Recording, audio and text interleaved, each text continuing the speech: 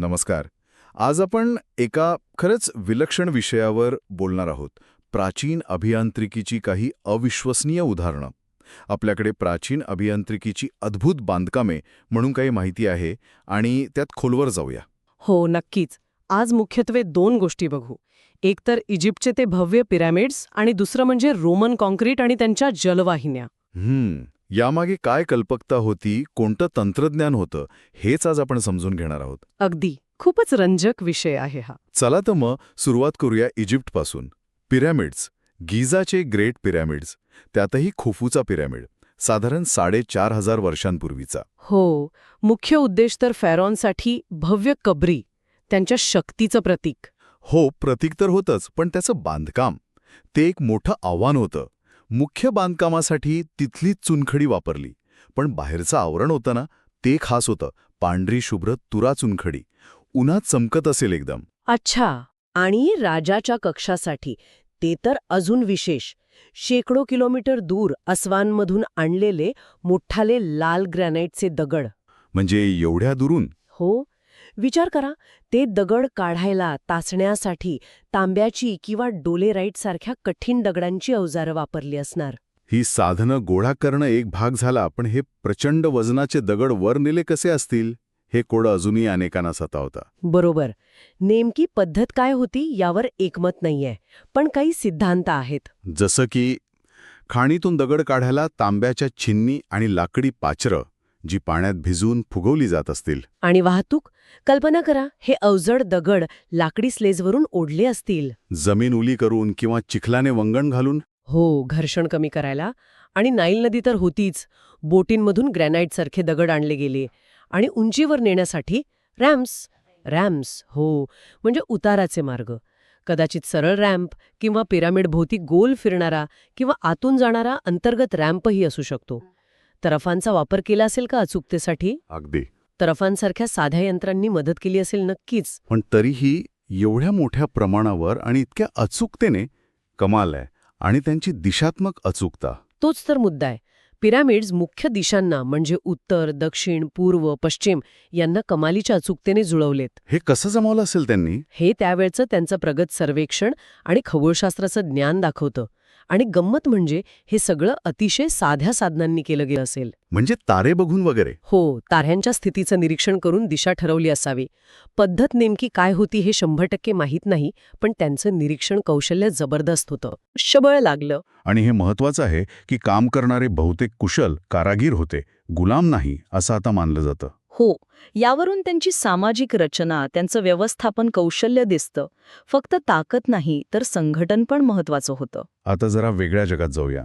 Roman साम्राज्यात त्यांच्या अभियांत्रिकीची दोन खास वैशिष्ट्ये, रोमन कॉन्क्रीट आणि जलवाहिन्या. रोमन कॉन्क्रीट, ओपस सिमेंटिशियम, ते खरंच एक अद्भुत गोष्ट होती. त्याचं रहस्य काय होतं?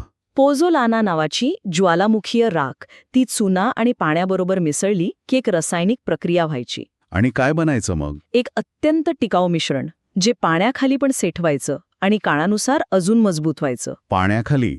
कमाल आहे. यामुळेच तर ते पॅन्थियनसारखे मोठे घुमट, समुद्रात टिकणारी बंदरं बांधू शकले. हे फक्त बांधकाम नव्हतं, हे मटेरियल सायन्स होतं त्यांचं. आणि याच कॉन्क्रीटचा वापर त्यांच्या जलवाहिन्या म्हणजे ॲक्विडक्ट्समध्ये पण झाला असेल ना? हो, अगदी. आणि ॲक्विडक्ट्समध्ये तर त्यांनी गुरुत्वाकर्षणाचा काय अफलातून वापर केलाय. ते कसं? मैलून मैल दूर उंचावरच्या झऱ्यांमधून शहरांपर्यंत पाणी आणायचे, फक्त गुरुत्वाकर्षणाचा वापर करून. म्हणजे पंप वगैरे काही नाही? काही नाही, फक्त संपूर्ण मार्गावर अगदी थोडा पण सतत एकसारखा उतार राखायचा. विचार करा किती कठीण असेल हे. हो ना. यासाठी कॉन्क्रीट, दगड, विटा वापरल्या आणि पाणी वाहून नेणाऱ्या चॅनलच्या आतून गळती होऊ नये म्हणून ओपस सिग्निनम नावाचं खास जलरोधक लायनिंग लावायचे. हे म्हणजे कुटलेल्या विटा आणि सिरॅमिक्सचं मिश्रण असतं म्हणे? हो, बरोबर. आणि हे सगळं बांधायला किती अचूक सर्वेक्षण लागलं असेल? ग्रोमा नावाचं साधंसं उपकरण दिशा ठरवायला. आणि कोरोबेट्स, एक लांबलचक पाण्यावर आधारित लेव्हलिंग टूल. यानेच ते मैलोनमैल अचूक उतार राखू शकले. वा, वाटेत डोंगर आले तर बोगदे काढले, जमिनीवर चर खोदले, दर्या आल्या तर मोठमोठे कमानी पूल बांधले. हे पूल म्हणजे आर्केड्स, ते तर रोमन स्थापत्यकलेचं प्रतीकच बनले. इतकंच नाही, पाण्याची गुणवत्ता पण जपली त्यांनी. हो, पाणी शहरात यायच्या आधी गाळ बसावा म्हणून मोठ्या टाक्या असायच्या, कॅस्टेला ॲक्वे, आणि मग शहरात वाटपासाठी छोट्या टाक्या, कॅस्टेला डिव्हिसोरिया. याचे फायदे काय झाले असतील? फायदे प्रचंड होते. लोकांना स्वच्छ पाणी मिळालं, सार्वजनिक स्नानगृह, स्वच्छतागृह चालली, सार्वजनिक आरोग्य सुधारलं. म्हणजे शहरी जीवन शक्य झालं मोठ्या प्रमाणावर. अगदी. अर्थात एवढ्या मोठ्या सिस्टीमची देखभाल पण करावी लागायची सतत. पण यामुळे रोमन शहरं खरंच मोठी झाली, विकसित झाली. तर या दोन्ही उदाहरणांमधून काय शिकायला मिळतं? पिरॅमिड्स आणि रोमन बांधकामं दोन्ही काय दर्शवतात? दोन्ही हेच दाखवतात की मर्यादित साधनं असतानाही मानवी बुद्धी आणि कल्पकता किती मोठ्या समस्या सोडवू शकते. एक संस्कृती आकाशाला गवसणी घालू पाहत होती, तर दुसरीने जीवनावश्यक गोष्ट जमिनीवर आणली. बरोबर. आणि त्यांचा वारसा आजही टिकून आहे. पिरॅमिड्स आजही आपल्याला थक्क करतात. आणि रोमन कॉन्क्रीट, त्याचं रहस्य अजूनही पूर्णपणे उलगडलेलं नाही. आधुनिक, जास्त टिकाऊ काँक्रीट बनवण्यासाठी आजही त्यावर संशोधन चालू आहे. जलवाहिन्यांची तत्त्व तर आजही वापरतो आपण. हो, गुरुत्वाकर्षणावर आधारित पाणीपुरवठा आजही अनेक ठिकाणी महत्वाचा आहे. आणि पिरॅमिड्समध्ये अजून काही रहस्य दडली आहेत का, हे शोधायला आता आधुनिक स्कॅनिंग तंत्रज्ञान वापरलं जात आहे. खरंच, आज आपण या प्राचीन अभियांत्रिकी चमत्कारांची फक्त एक झलक पाहिली. त्यांच्या निर्मात्यांची बुद्धी आणि कष्ट यातून दिसून येतात. आणि जाता जाता एक विचार येतो मनात, हां, आज आपल्याकडे एवढं तंत्रज्ञान आहे, पण हजारो वर्षांपूर्वी हे काही नसताना फक्त मानवी बुद्धी, निरीक्षण क्षमता, प्रचंड कष्ट आणि अभूतपूर्व सामाजिक संघटन, हो, ते संघटन कौशल्य विसरून चालणार नाहीये. याच्या जोरावर एवढे मोठे प्रकल्प उभे राहिले. काहीतरी भव्य, कायम टिकणारं निर्माण करण्याची ही जी तीव्र मानवी इच्छा आहे, ती आपल्या पूर्वजांबद्दल आणि आपल्या स्वतःबद्दल काय सांगते, हा विचार करण्यासारखा मुद्दा आहे.